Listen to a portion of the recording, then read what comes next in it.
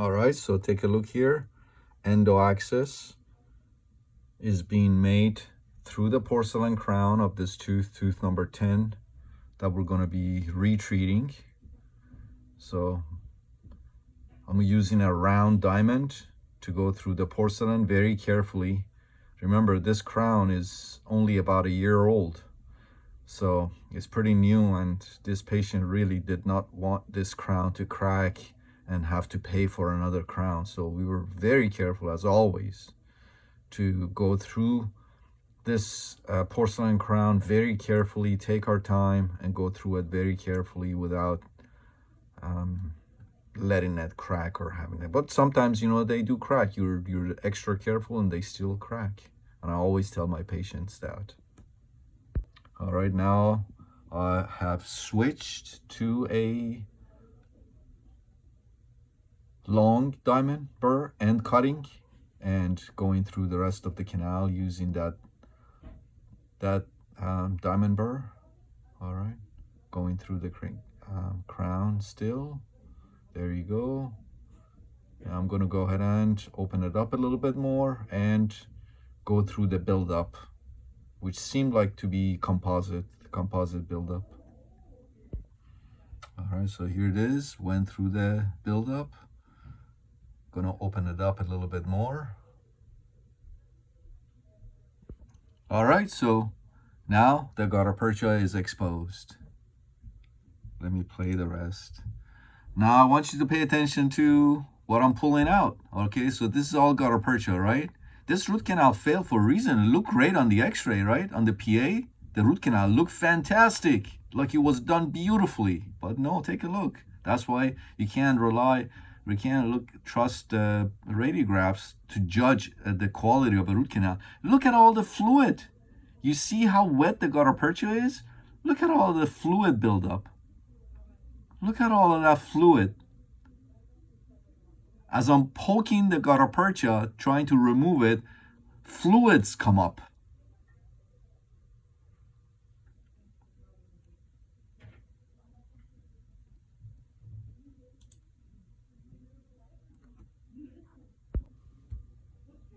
Look at all the fluid. Look at that. You see that? That's why this root canal failed. So never trust an x-ray. Never trust pretty white lines on a PA, because that could be deceiving. When you ask me, Doc, the root canal looks great on the x-ray, on the PA. Why did it fail? Well, look at this. Look at all of that fluid buildup. That's why this root canal failed. Very likely the dentist didn't use a rubber dam, saliva, but this is probably all saliva and bacteria, of course. All right, now I'm going to go in and put some chloroform in the pulp chamber, in the endo access opening. And this is a number 15 C file. And I'm just going to go right through the gutta percha. And you can see how easily that gutta percha is being dissolved or being removed. Now, take a look. Your endo access is constantly, it's a developing process. Sometimes I feel like I need to make my endo access better throughout the procedure.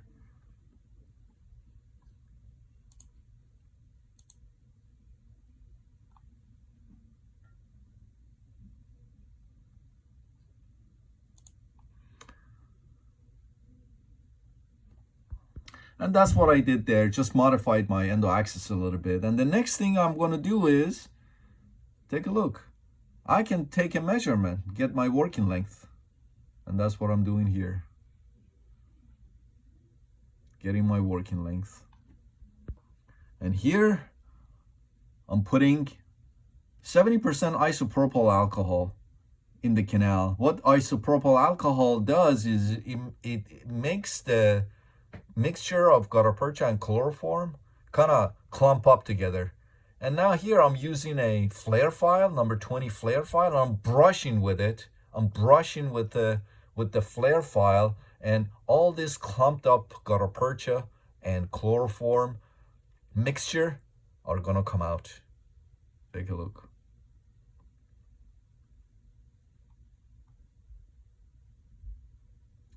Add more. And you see all the clumps of gutta percha and chloroform mixture are coming out. And then I go back in with the flare file and brush with it, brush the canal walls with it, and all these bits and pieces of clumped up gutta percha and chloroform mixture are gonna come out.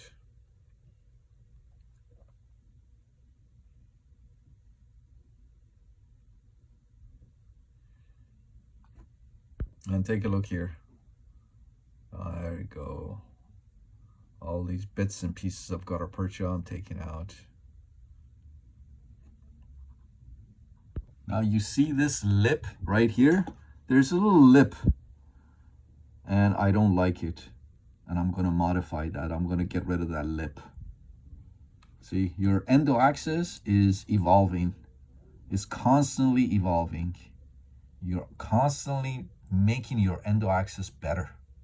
I'm gonna remove that lip right here with a diamond. There you go. And what I find is that behind that lip, there was gutta percha. So if I hadn't removed that lip, I might have left contaminated gutta percha behind. So you see how important magnification is, and being OCD. There you go. I removed that. A little air just to make sure. Yep. And right there, there's a little lip right here also towards the labial. And I'm going to remove that. And behind that, behold, behind that was also some hidden gutta percha, contaminated gutta percha. There you go. There you go. See? It was behind that labial lip. And we're removing it right now. That gutta percha is all contaminated. It's coming out.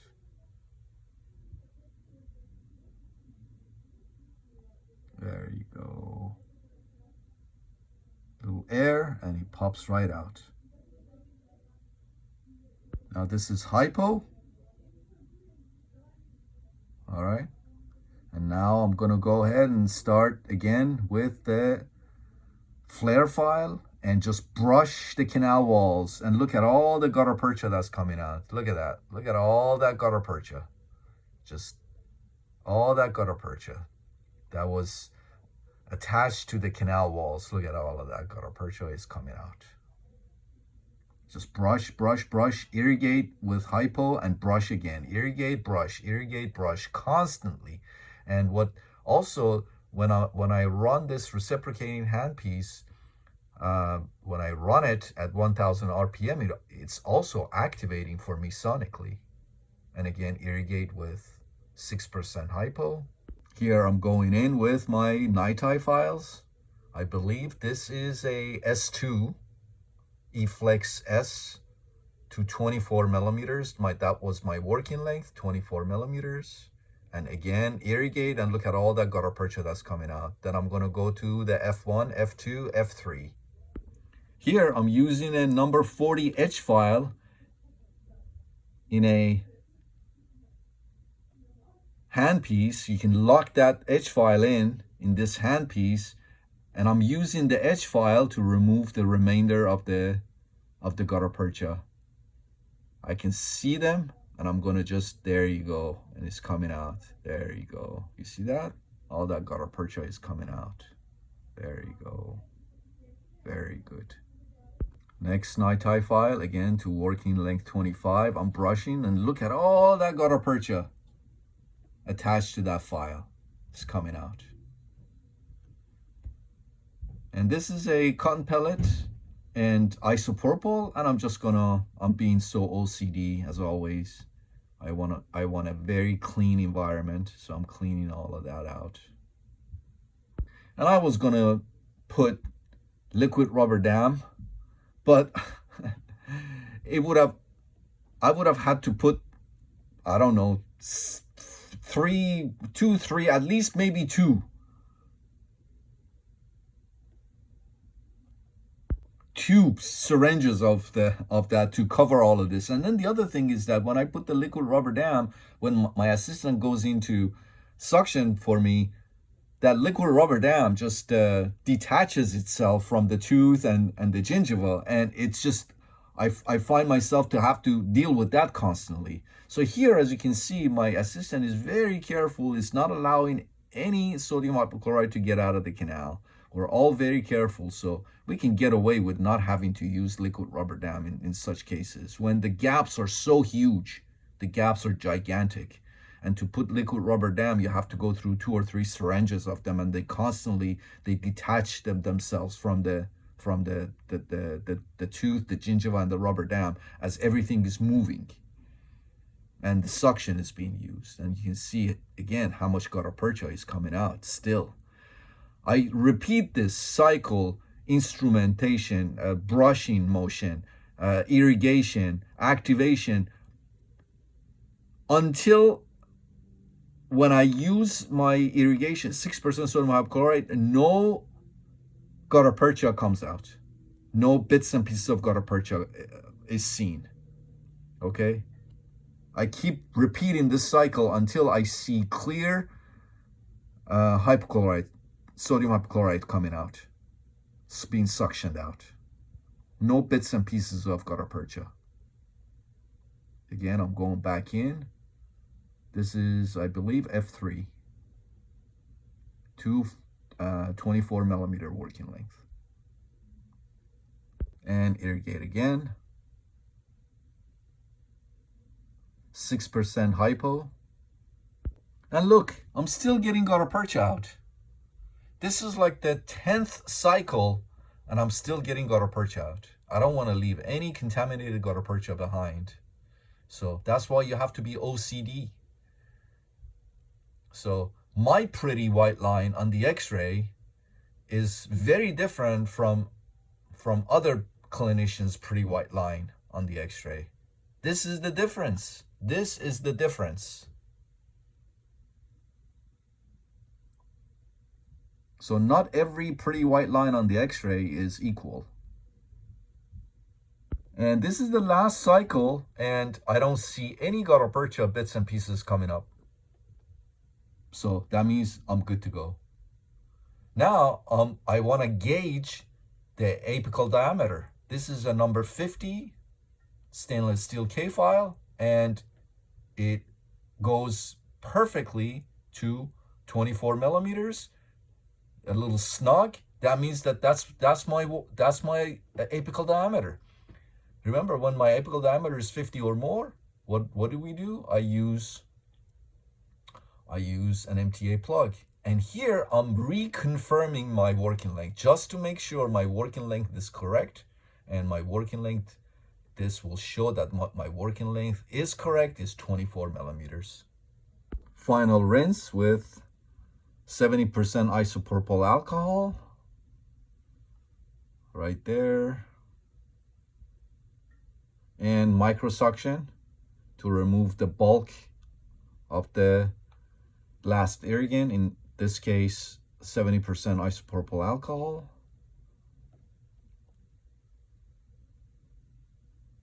And this is all fine. It'll all heal within the next 24 to 48 hours. It's not a big deal. Don't panic. All right, very good. All right. Now we're going to dry with sterile paper point, take into working length. We inspect the tip of the paper point to make sure that there is no oozing or anything, and it wasn't. It was completely dry, nice and dry. And here goes the MTA. I place the MTA in there. All right. MTA goes in. This is white MTA. All right. My assistant is making sure that everything is nice and dry. Then I use a Buchanan plugger, number 2, to push things down the canal. And as you can see, shortly I'm going to use my 50 file. Remember that 50 file? I'm going to use it to push and condense the MTA down to the apical area of the canal to 24 millimeter working length. You see that? I'm going to keep repeating this cycle. MTA goes in, 2 loads. My assistant has two of those disposable MTA carriers. Number 2 Buchanan plugger to push the MTA down into the canal. All right. And the 50 file goes in. There you go, 50 file. There it is. Perfect. Perfectly done. 50 file. There you go. Just pushing things down to working length, and I'm kind of subtracting 0.5 millimeter or 0.2 millimeter, 0.2 to 0.5 millimeter every time I add more MTA to the canal. All right, and there you go. Look, I got my plug. This canal is now half full with MTA. The apical half of the canal is full. This is 1 load of calcium hydroxide powder. And then I'm going to use there you go. I'm going to use the 50 again to push it down. Why do I use this? Because I'm going to use gutta percha and sealer. So I want the interface where gutta percha and sealer meet MTA. I want that interface to be kind of dry. Little air to get rid of the extra MTA. I'm going to use sterile paper points to dry the canal walls. And then I'm going to put sealer in the canal. This is sterile paper point just to dry the canal walls. And sealer goes in with another sterile paper point. And then I'm going to backfill that sealer, AH plus sealer. Okay. And I'm going to backfill with my obturator gun.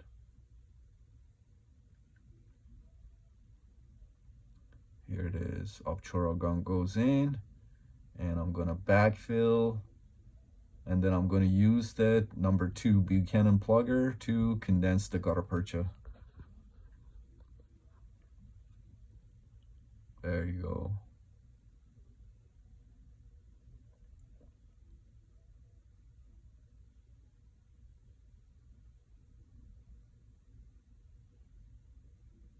Number 2 Buchanan plugger to condense the gutta percha.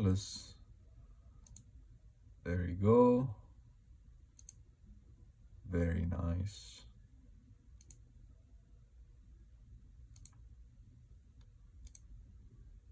Nice and clean. Sterile sponge goes in.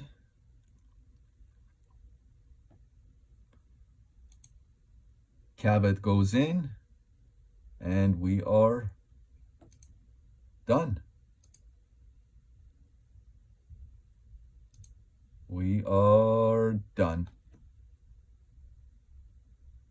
So this was what we started with. This, again, remember, this root canal was done about a year ago by this patient's general dentist. Root canal looks great on the x-ray, right? So never trust an x-ray to determine whether a root canal was done properly or not, right? You can see the remnant of a labial parielis. That patient said that he popped there was no opening, there was no sinus tract. I would have loved to trace it, but there was no sinus tract for me to trace. It was just, this is the remnant of a labial swelling that the patient had popped himself a few days ago. But you can see right here, and that would be the tooth right there. And this is the post-op. So you can see this is MTA. This is our MTA plug, white MTA, and gutta perchance sealer.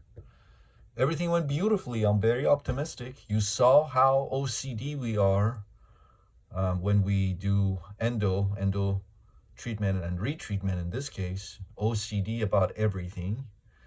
And I'm optimistic. I scheduled this patient to come back to see us in 6 months for a follow-up, but I'm optimistic that what we did will work. We'll see. Excellent.